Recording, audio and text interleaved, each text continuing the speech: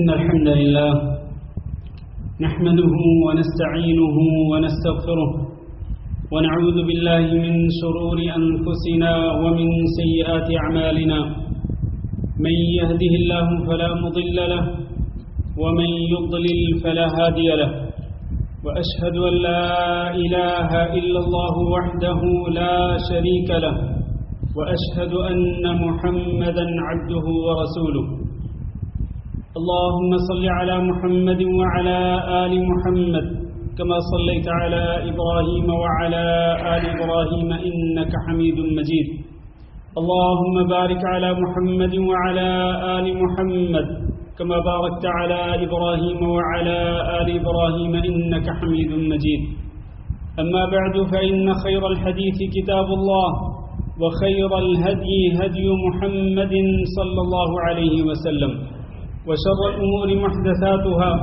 وكل محدثة بدعة وكل بدعة ضلالة وكل ضلالة في النار. أعوذ بالله من الشيطان الرجيم. يا أيها الذين آمنوا اتقوا الله حق تقاته ولا تموتن إلا وأنتم مسلمون.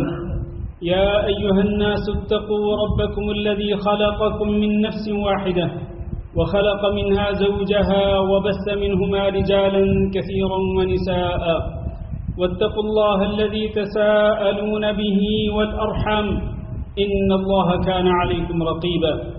يا أيها الذين آمنوا اتقوا الله وقولوا قولا سديدا يصلح لكم أعمالكم ويغفر لكم ذنوبكم ومن يطع الله ورسوله فقد فاز فوزا عظيما. قابل صد احترام بزرگوں، دوستوں اور بھائیوں، انسان کی زندگی میں حالات تبدیل ہوتے رہتے ہیں. کبھی خوشحالی ہوتی ہے اور کبھی تنگی ہوتی ہے، کبھی خوشی ہوتی ہے تو کبھی غمی ہوتی ہے. حالات تبدیل ہوتے رہتے ہیں اور انسان کو مختلف آزمائشوں کا سامنا کرنا پڑتا ہے. اللہ رب العزت نے قرآن مجید کے اندر ارشاد فرمایا وَلَنَبْلُوَنَّكُمْ بِشَيْءٍ مِّنَ الْخَوْفِ وَالْجُوعِ وَنَقْصٍ مِّنَ الْأَمْوَالِ وَالْأَنفُسِ وَالثَّمَرَاتِ. ہم تمہیں ضرور آزمائیں گے، خوف کے ساتھ بھی، جیسا کہ آپ کچھ مہینوں سے حالات دیکھ رہے ہیں، خوف و ہراس کی فضا ہے، اور اسی طرح بھوک کے ساتھ بھی تمہیں آزمائیں گے، اور وَنَقْصٍ مِّنَ الْأَمْوَالِ، مالوں کے اندر کمی آئے گی، لوگوں کے روزگار کے مسائل آپ دیکھ رہے ہیں. وَالثَّمَرَاتِ، اور پھلوں کے اندر بھی کمی آئے گی، اور اسی طرح جانوں کے اندر بھی کمی آئے گی کہ لوگوں کو قتل کیا جائے گا، مارا جائے گا. اس قسم کی آزمائشوں کا سامنا کرنا پڑے گا. یہ اللہ رب العزت نے قرآن مجید کے اندر بیان کر دیا کہ ہم تمہیں ضرور آزمائیں گے، اور ہم کسی نہ کسی آزمائش کے اندر مبتلا ہیں. لیکن ان حالات کے اندر میرے عزیز بھائیوں، ہمیں اللہ رب العزت پر حسن ظن رکھنا چاہیے، اچھا گمان رکھنا چاہیے، اور اللہ رب العزت سے اپنی امیدوں کو وابستہ کرنا چاہیے. کبھی بھی نا امید نہ ہو، کبھی بھی مایوس نہ ہو اللہ رب العزت کی رحمت سے. اللہ رب العزت حدیث قدسی کے اندر ہے کہ بندہ جس طرح اللہ رب العزت پہ گمان کرتا ہے، اللہ رب العزت اس کے ساتھ اسی طرح کا معاملہ کرتا ہے. لہذا ہمیں ان مشکل حالات سے گزرتے ہوئے اللہ رب العزت پر اچھا گمان رکھنا چاہیے کہ اللہ ہماری مدد ضرور کرے گا، اللہ ہمارے حالات کو بہتر سے بہتر بنائے گا، اور دنیا میں کوئی طاقت نہیں جو اللہ رب العزت کو عاجز اور بے بس کر سکے. اللہ قادر مطلق ہے. ان اللہ علی کل شیء قدیر. اللہ رب العزت ہر چیز پہ مکمل قدرت رکھتا ہے. لہذا ان حالات میں صبر کرنا چاہیے. وبشر الصابرین الذین اذا اصابتهم مصیبۃ قالوا انا للہ وانا الیہ راجعون. ان صبر کرنے والوں کو بشارت دیجیے، خوشخبری دیجیے کہ ان پر کوئی بھی مصیبت آتی ہے، کوئی بھی مصیبت ہو، چاہے وہ جان کے اندر ہو، کسی بیماری کی شکل میں، یا قتل کی شکل میں ہو، چاہے وہ مال کے اندر ہو بے روزگاری کی وجہ سے، چاہے وہ بزنس کے اندر نقصان کی وجہ سے ہو، چاہے وہ جاب نہ ملنے کی وجہ سے ہو، چاہے وہ بیماری کی وجہ سے ہو، چاہے گھریلو پریشانی ہو، کسی بھی قسم کی آزمائش کے انسان شکار ہو، تو خوشخبری دیجیے صبر کرنے والوں کو کہ ان پر کوئی بھی آزمائش اور مصیبت آتی ہے تو وہ انا للہ و انا الیہ راجعون پڑھتے ہیں۔ ایسے لوگوں کے لیے کیا ہے؟ اولئک علیہم صلوات من ربہم ورحمہ، ایسے ہی لوگ ہیں جو اللہ رب العزت کی نوازشوں کے مستحق ہوتے ہیں۔ اللہ کی عطائیں اور اللہ رب العزت کی نوازشیں ایسے ہی لوگوں کو ملتی ہیں، ایسے ہی لوگ اللہ رب العزت کی رحمتوں کے مستحق ہوتے ہیں، اور ایسے ہی لوگ ہدایت یافتہ ہوتے ہیں۔ لہذا کبھی بھی بے صبری کا مظاہرہ نہ کریں، صبر کا دامن تھامے رکھیں اور اللہ رب العزت سے ہمیشہ پر امید رہیں اور کبھی بھی نا امیدی کا شکار نہ ہوں۔ آج ہم جن حالات سے گزر رہے ہیں میرے بھائیوں، یقینی طور پر یہ جو جنگی حالات ہیں جو پچھلے کئی مہینوں سے چل رہے ہیں، یہ جنگ یہ مرغوب نہیں ہوتی ہے، یہ کوئی پسندیدہ چیز نہیں ہوتی، یقیناً یہ ایک ناپسندیدہ چیز ہے، لیکن بعض اوقات مجبوری کی بنا پر اس جنگ کے اندر کودنا پڑتا ہے اور اس جنگ کا سامنا کرنا پڑتا ہے، جنگی حالات کا سامنا کرنا پڑتا ہے۔ کیوں؟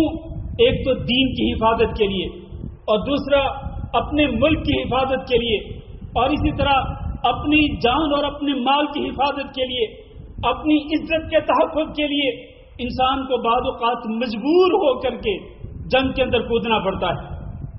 نبی کریم صلی اللہ علیہ وسلم نے ارشاد فرمایا، یا ایھا الناس لا تتمنوا لقاء العدو واسألوا اللہ العافیہ، لوگوں تم اللہ تعالیٰ سے یہ دعا نہ کیا کرو کہ جنگ ہو، دشمن سے مڈ بھیڑ کرنے کی دعا نہ مانگا کرو کہ کسی طرح سے ہمارا دشمن کے ساتھ آمنا سامنا ہو، نہیں، واسألوا اللہ العافیہ، اللہ تعالیٰ سے عافیت کا سوال کیا کرو، اللہ تعالیٰ سے اس قسم کے حالات سے بچنے کی دعا کیا کرو۔ یہ کوئی اچھی مرغوب چیز نہیں ہے، لیکن اللہ کے رسول نے فرمایا فَإِذَا لَقِيتُمُوهُمْ، اگر تمہاری مڈ بھیڑ ہو جائے، اگر تمہارا آمنا سامنا ہو جائے، جنگی حالات مجبوراً تمہارے اوپر تھوپ دیے جائیں، تو پھر کیا کرو؟ فَاصْبِرُوا، پھر تم صبر کرو، پھر مجھے اور آپ کو تمام اہل ایمان کو صبر کرنا ہوگا۔ تو یہ نبی کریم صلی اللہ علیہ وسلم کی تعلیمات کا خلاصہ ہے۔ اچھی امید رکھیں اللہ رب العزت سے اور اچھا گمان رکھیں، اللہ رب العزت کی رحمت کی امید رکھیں، کبھی مایوس نہ ہوں۔ آپ دیکھیں ہمارے نبی صلی اللہ علیہ وسلم اور آپ صلی اللہ علیہ وسلم پر ایمان لانے والے صحابہ کرام وہ کن کن حالات کا سامنا کرتے رہے۔ آج ہم جن حالات کا سامنا کر رہے ہیں ان سے کہیں زیادہ، بہت ہی زیادہ سخت حالات کا سامنا کیا نبی صلی اللہ علیہ وسلم نے اور آپ کے صحابہ کرام نے۔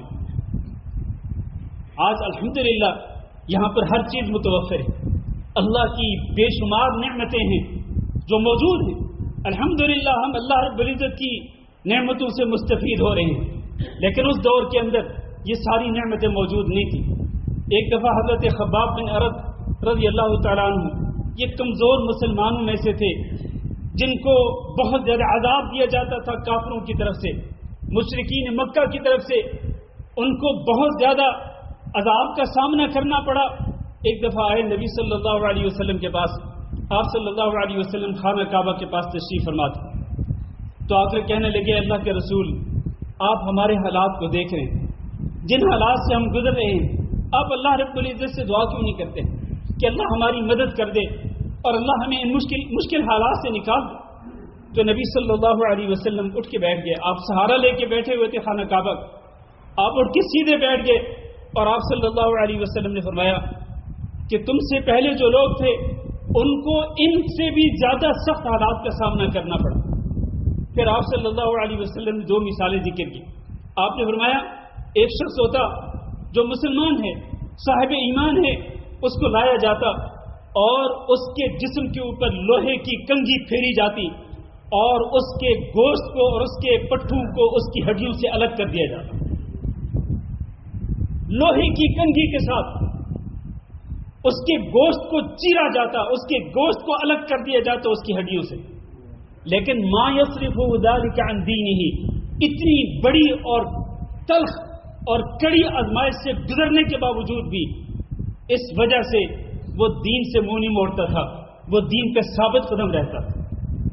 ایک یہ، دوسرا نبی صلی اللہ علیہ وسلم نے فرمایا کہ ایک شخص کو لایا جاتا اور اس کے سر کے اوپر بالکل سر کی چوٹی پہ ایک آرا رکھ دیا جاتا، پھر ادھر سے اور ادھر سے ایک بندہ کھڑا ہو کر اس آرے کو وہ اپنی طرف کھینچتے، ادھر والا ادھر اور ادھر والا ادھر آرا چلاتے اور اس انسان کے جسم کو 2 حصوں میں تقسیم کر دیتے، اس انسان کے جسم کو چیر کر اس کو 2 حصوں میں تقسیم کر دیتے.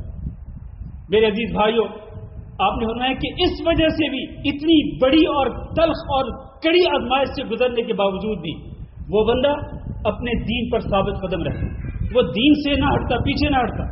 تو آپ صلی اللہ علیہ وسلم نے فرمایا کہ اب تم جن حالات کا سامنا کر رہے ہو تو کچھ بھی نہیں، لیکن ایک وقت آئے گا. اب آپ دیکھیں ان تنگ حالات کے سامنے نبی صلی اللہ علیہ وسلم نے اپنے اس کمزور سے صحابی کے دل کے اندر امید کی کرن کیسے جلائی ہے اور کیسے اس کو امید دلائی ہے. آپ نے فرمایا کہ لَيُتِمَّنَّ اللَّهُ هَذَا الْأَمْرُ، اللہ رب العزت اس معاملے کو ضرور مکمل کر کے رہے گا، یعنی اس دین کو اللہ رب العزت مکمل کر کے رہے گا. یہ ہو نہیں سکتا ہے جتنی مرضی رکاوٹیں کھڑی کر دی جائیں اس دین کے سامنے، یہ دین رکنے والا نہیں ہے. اللہ اس دین کو ضرور مکمل کرے گا.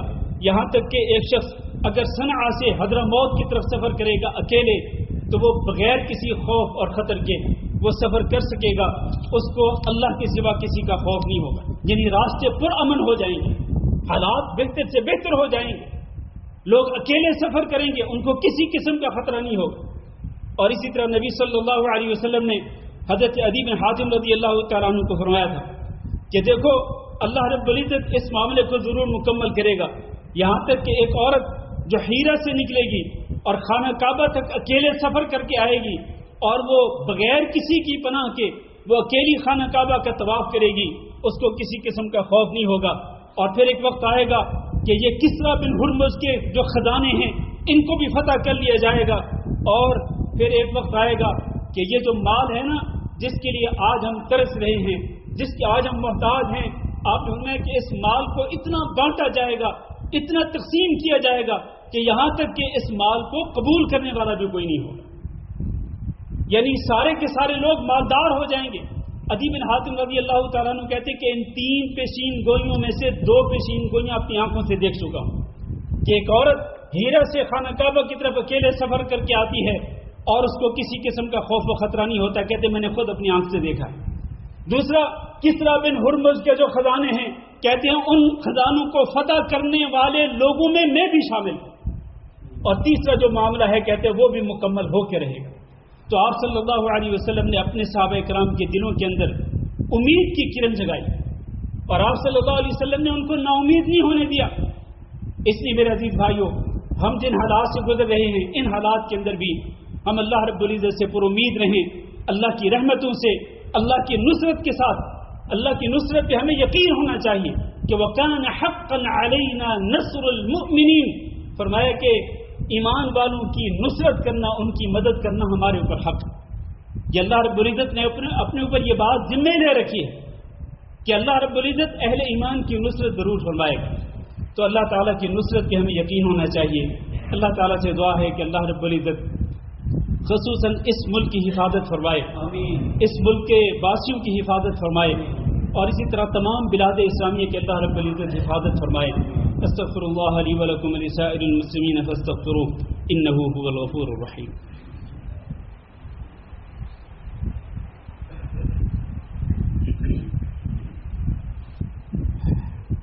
ان الحمد لله نحمده ونستعينه ونستغفره ونعوذ بالله من شرور انفسنا ومن سيئات اعمالنا، من يهده الله فلا مضل له ومن يضلل فلا هادي له، واشهد ان لا اله الا الله وحده لا شريك له، واشهد ان محمدا عبده ورسوله.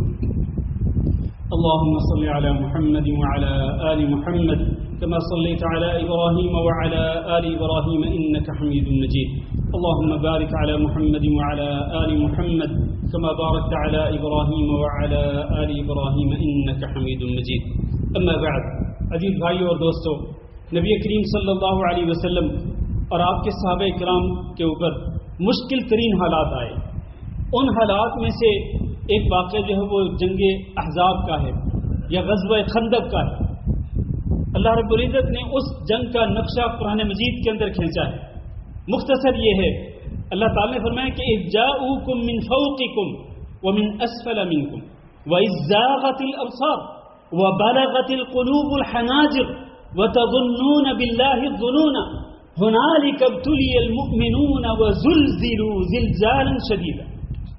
کہ جب وہ لوگ یعنی وہ کفار سارے کے سارے مل کر، وہ مختلف گروہوں کے لوگ، ان میں یہودی بھی تھے، ان میں کفار مکہ بھی تھے اور دیگر کئی قبائل کے لوگ بھی تھے، یہ سارے کے سارے مل کر مدینہ منورہ پہ حملہ آور ہوئے.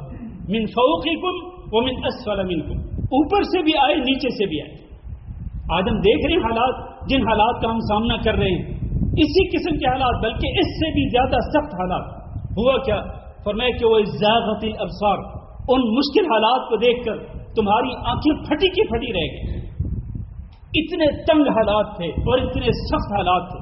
فرمایا کہ زاغت الابصار، تمہاری آنکھیں کھلی کی کھلی پھٹی کی پھٹی رہ گئی.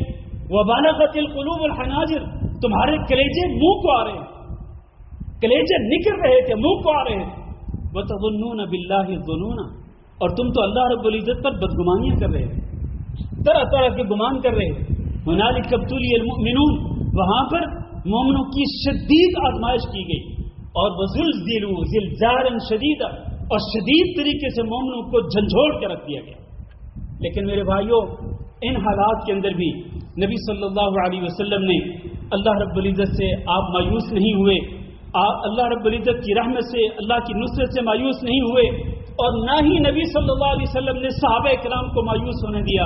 ہمیشہ آپ صلی اللہ علیہ وسلم اپنے صحابہ کرام کو امید دلاتے رہے، اللہ رب العزت کی رحمت سے امیدیں وابستہ کرتے رہے. پھر کیا ہوا؟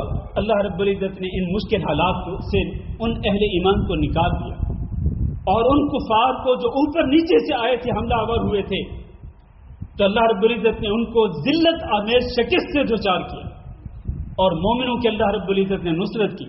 میرے بھائیوں، یہ واقعہ صرف ایک واقعہ جو ہے، یہ ہمارے دلوں کے اندر امید کی کرن کو جلاتا ہے، اور ہمیں اللہ رب العزت کی رحمت کی امید دلاتا ہے. لہذا ہمیں مشکل سے مشکل حالات کے اندر بھی اللہ رب العزت کی طرف رجوع کرنا چاہیے، اور اللہ رب العزت پہ ہی بھروسہ کرنا چاہیے. لن يصيبنا الا ما كتب الله لنا هو مولانا وعلى الله فليتوكل المؤمنون. ہمیں اللہ رب العزت پہ اللہ رب العزت پہ ہی بھروسہ کرنا چاہیے. اللہ تعالیٰ سے دعا ہے کہ اللہ رب العزت ہمیں اپنی ذات بابرکات پر اسی طرح بھروسہ کرنے کی توفیق دے جس طرح کے بھروسہ کرنے کا حق ہے. اور اللہ رب العزت اس ملک کو اور اس ملک کے باسیوں کو اور اسی طرح باقی تمام بلاد اسلامیہ کو اور تمام اہل اسلام کو اللہ رب العزت ان مشکل حالات سے نکال دے. یہ جو جنگ کے بادل چھائے ہوئے، اللہ رب العزت ان بادلوں کو ہٹا دے. اللہ رب العزت ان ملکوں کو امن اور سلامتی کا گہوارہ بنا دے. امن اور سلامتی جو ہے یہ بہت بڑی نعمت ہے. الحمدللہ آج ہم یہاں اس ملک کے اندر پرامن حالات کے اندر ہیں. دعا کیجئے اس ملک کی حکومت کے لیے بھی، اور اس ملک کی سیکورٹی فورسز کے لیے بھی، اور اس ملک کی فوج کے لیے کہ اللہ رب العزت ان سب کی حفاظت فرمائے، اور اللہ رب العزت ان کے ذریعے اہل اسلام کی مدد فرمائے. اللهم اغفر لنا وللمؤمنين والمؤمنات وللمسلمين والمسلمات الأحياء منهم والأموات. اللهم إنا نسألك العفو والعافية والمعافاة الدائمة في الدنيا والآخرة. اللهم إنا نسألك رضاك والجنة ونعوذ بك من سخطك والنار. اللهم فرج هم المهمومين ونفس كرب المكروبين وقض الدين عن المدينين واشف مرضانا ومرضى المسلمين. اللهم آمنا في أوطاننا واجعل هذا البلد آمنا مطمئنا سخاء رخاء وسائر بلاد المسلمين.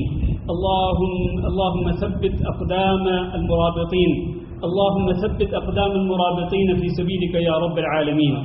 اللهم يا حي يا قيوم برحمتك نستغيث، أصلح لنا شأننا كله ولا تكلنا إلى أنفسنا طرفة عين. سبحان ربك رب العزة عما يصفون वसलामुन अलल मुरसलीन वल्हम्दुलिल्लाहि रब्बिल आलमीन।